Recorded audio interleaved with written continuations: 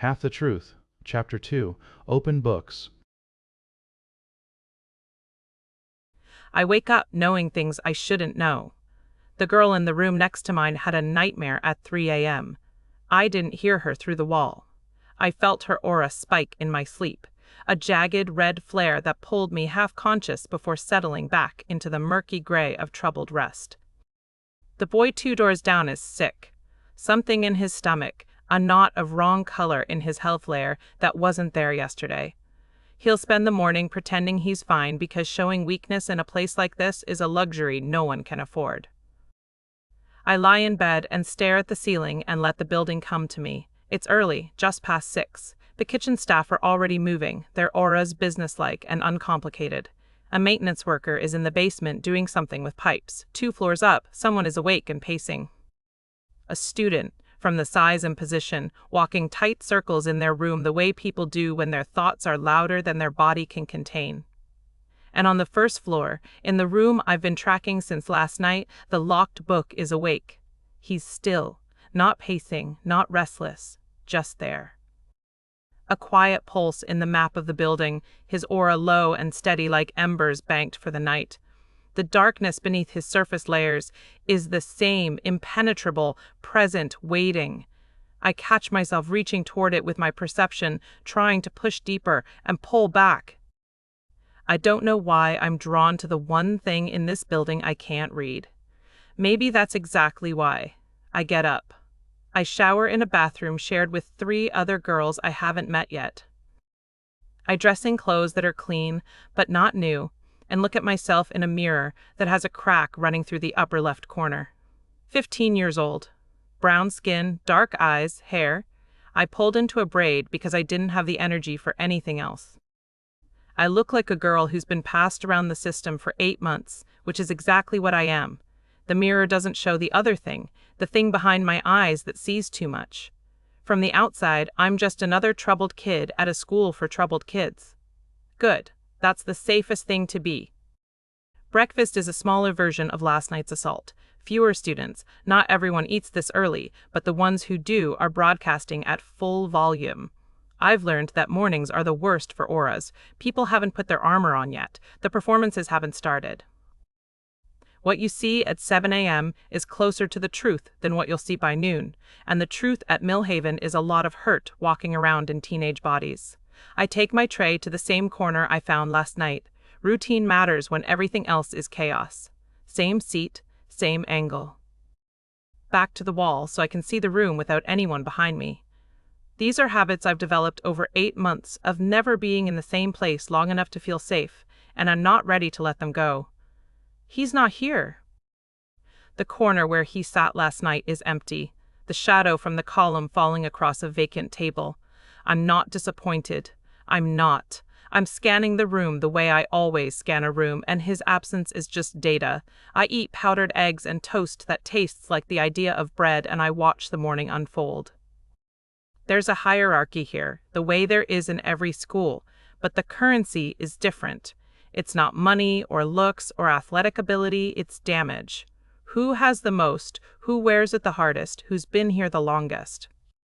The veterans sit in the center of the room with the confidence of people who've stopped being afraid of this place. The newer kids orbit the edges. I'm somewhere beyond the edge, not even in orbit yet, just floating in the cold space past the last ring. A group of boys at a center table is generating the most noise, aura-wise. Their leader, a tall kid with a shaved head and arms that suggest he spends a lot of time in whatever passes for a gym here, radiates a muddy orange dominance that makes my teeth ache. He's not evil. His intentions don't read as cruel, exactly. But he needs to be seen and felt and acknowledged, and that need fills the room like a gas leak.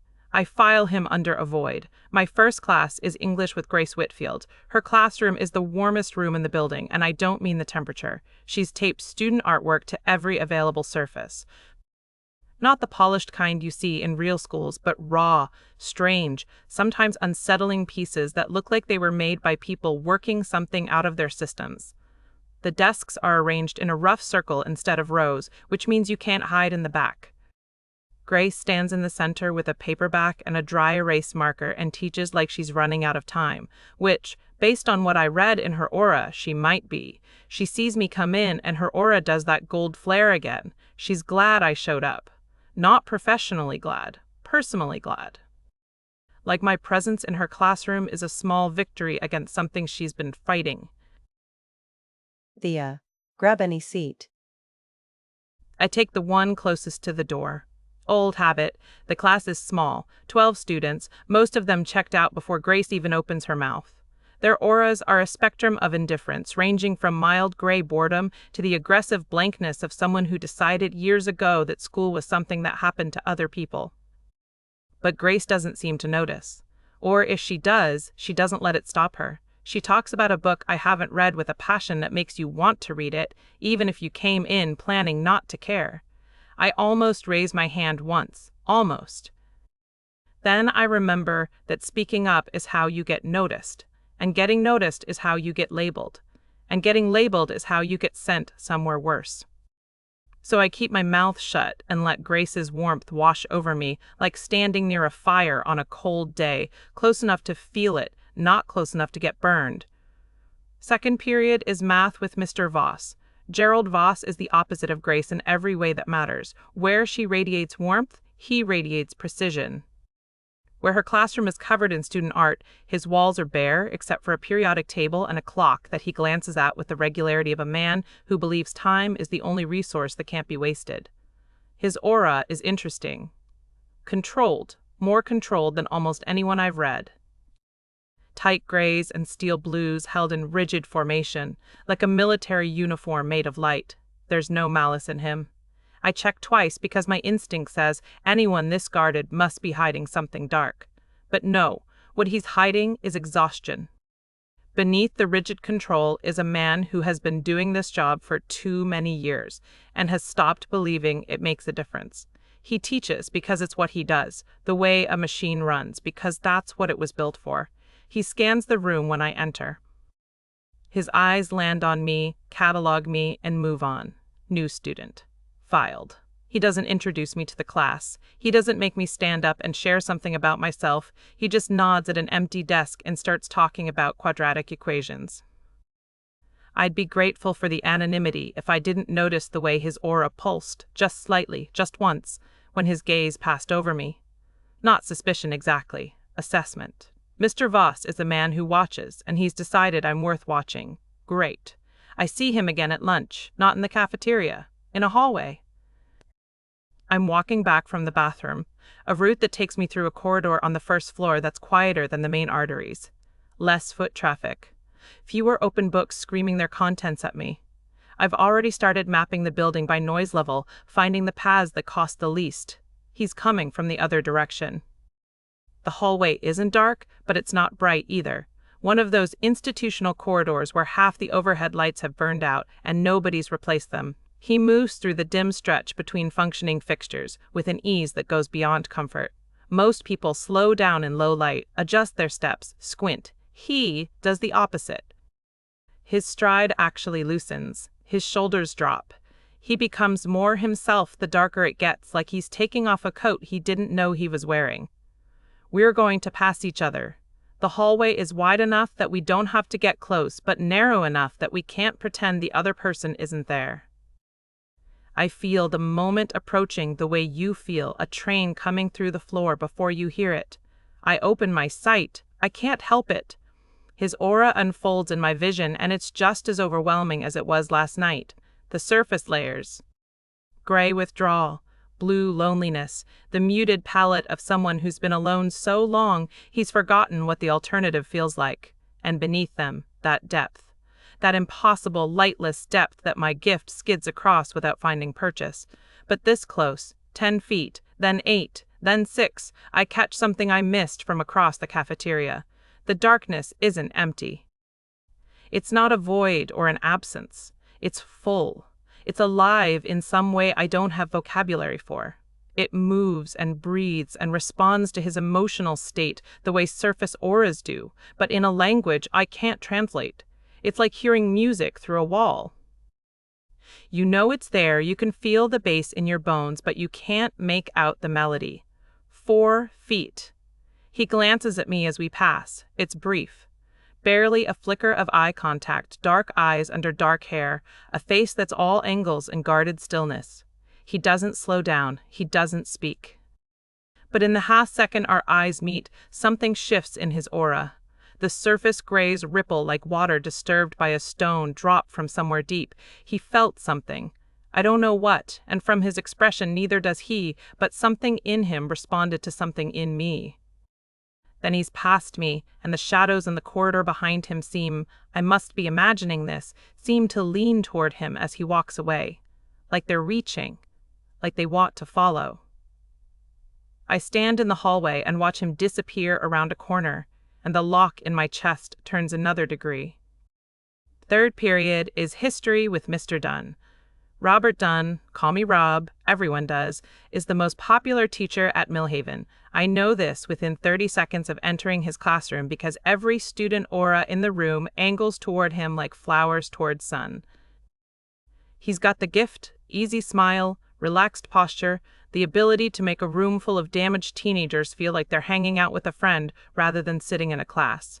His aura is the first one today that makes me stop and look twice. It's pleasant on the surface. Warm tones, approachable energy, colors that make people trust you instinctively, which is probably why the students respond to him the way they do. But there's something beneath the warmth that doesn't match. A thread of something, not dark exactly, but not honest. It's slick. That's the word that comes to mind. His surface aura is a polished floor, and underneath it there's something that slides when you step on it. His intentions read as complicated, not threatening, not predatory, nothing that sets off the alarm bells I've learned to trust. But there's an ambition in him that doesn't fit the room. A man this charming, this capable of working a crowd, teaching history at a school for troubled kids? He wants more than this. He's aimed at something, and the friendly teacher act is a means, not an end. I don't know what to do with that information. It's not a crime to be ambitious. It's not a crime to wear a pleasant mask. Half the adults I've met do it, and most of them are just tired, not dangerous. But I file Rob Dunn in a different category than Grace and Voss. They are what they present. He's adjacent to what he presents, which is a different thing entirely. New face. Welcome aboard. I'd ask you to introduce yourself, but nobody wants to do that, so just find a spot and jump in. We're talking about the fall of Rome, which is more fun than it sounds. He spots me before I can find a seat. A few students laugh. I don't. I find a seat. And I watch Rob Dunn perform his warmth for 50 minutes with the precise, polished skill of someone who's practiced it until it looks effortless. By evening, I'm exhausted in a way that has nothing to do with physical effort. A full day of open books. Dozens of people read and cataloged and filed, their secrets and sorrows absorbed into a mind that can't refuse them. My mother used to say I needed to learn to close the door, that there had to be a way to shut the gift off or at least turn it down. She spent years trying to help me find the switch. We never found it. I skipped dinner. I can't face the cafeteria again, the concentrated noise of 70 auras in a confined space. Instead, I lie on my bed with the lights off and let the map do what it does. The campus goes quiet around me. Students in their rooms, in common areas, in the spaces between where teenagers congregate when they think adults aren't watching. Staff offices glow with the tired auras of people finishing paperwork. Grace is in her classroom again, alone, that blue going dimmer. She needs to go home. I find Leo. In his office, same as yesterday. That underground current is running strong tonight, the obsidian focus I noticed during our meeting. He's working on something, not school business. School business doesn't generate this kind of intensity. Whatever it is, it's got its hooks in him deep. I find Rob Dunn. He's still in the building, which surprises me. Most teachers leave by 5. He's in his classroom and his aura has shifted from the warm performance of the school day to something more private. The slick thread I noticed earlier is more pronounced now that he thinks no one is watching. He's on his phone. The ambition pulses, and I find him. Cole. I learned his name today, not by asking. I'm not ready for that. I heard it in the hallway between classes. a teacher calling out to him as he passed. "Mercer, hands out of your pockets in the building." A student nearby muttered Cole to someone, and the name attached itself to the locked book in my mind like a label on a spine. Cole Mercer. He's in his room on the first floor. The lights are off. I can tell because the thin strip of space beneath his door, visible to my spatial sense, shows no light bleeding through. He's in total darkness by choice, and his aura is different than it was during the day. More open. Not to me, I still can't penetrate the depth, but to itself. The surface layers have relaxed, like armor unbuckled at the end of a battle. The grays are softer. The loneliness is less rigid, more like sadness, which is at least honest. The darkness around him, not his aura, but the actual physical darkness of his unlit room, registers strangely in my perception. I've mapped hundreds of dark rooms. Darkness is just the absence of light. It's nothing. It's negative space. The dark in Cole's room isn't nothing. It has a quality I've never encountered, a density. Like the difference between empty air and air filled with fog, technically the same space, but heavier, more present. The shadows in his room seem thicker than the shadows in the room next to his, which makes no logical sense, and yet my gift reports it with the same matter-of-fact certainty it reports everything else. I pull back. My heart is doing the thing again. The paying attention thing that started in the cafeteria last night. It's faster than it should be. My palms are damp. This is ridiculous. He's a boy in a dark room. There are dozens of boys in dozens of rooms in this building, and none of them make my pulse change. But none of them are locked books. None of them sit in shadows that aren't just shadows. None of them looked at me across a crowded room and made something inside me shift on its axis. I reach for my duffel and pull out the wooden box. It's small, palm-sized, carved from dark wood that's been smoothed by years of handling. My mother kept it on her nightstand. I don't know where it came from originally. She never said, and I never asked, the way children don't ask about the things that have always been there. Inside is a photograph. My mother and me, taken when I was maybe 4. She's holding me on her hip and we're both laughing at something off camera. Her aura in the photo, because yes, I can read auras in photographs, which is either the most useful or most painful version of my gift. Her aura is the most beautiful thing I've ever seen. Gold and deep blue and a violet I've never found in anyone else, shot through with the bright clean white of unconditional love. She saw me, the real me, the whole me, gift and all. She never flinched. She never looked at me the way the foster families did, like I was a puzzle with half the pieces missing. She looked at me and saw something complete. Amara Cross, my mother, who had the best instincts of anyone I've ever known and who died because the world crushed them out of her. I close the box. I don't cry. I haven't cried since the funeral, and the funeral was 6 months ago. The tears are somewhere in me. I can feel them the way I feel. Other people's auras, a pressure behind a wall, but the wall holds. It's held for 6 months. I don't know what happens when it breaks. I put the box on the nightstand, the same place my mother kept it, and turn on my side. Sleep comes slowly at Millhaven. The building is too full of noise. But gradually the auras dim as students drift off, their broadcasts fading to the low murmur of unconscious minds. It's the quietest the building will be until morning, and in that relative silence, things become clearer. Edges sharpen. The map resolves into finer detail. I'm almost asleep when I feel it. It's subtle. A resonance like a tuning fork struck at a frequency that only I can hear. It's coming from Cole's room, but that's not what stops my breath. The frequency is familiar. Not because I've heard it before, because it matches something. It matches me. Somewhere beneath the layers of his aura that I can read and the depths that I can't, there's a thread that vibrates at the same frequency as something inside me. Not my gift, something deeper, something in my soul, my bones, the architecture of whatever I am. His thread and my thread are humming the same note. I don't know what this means.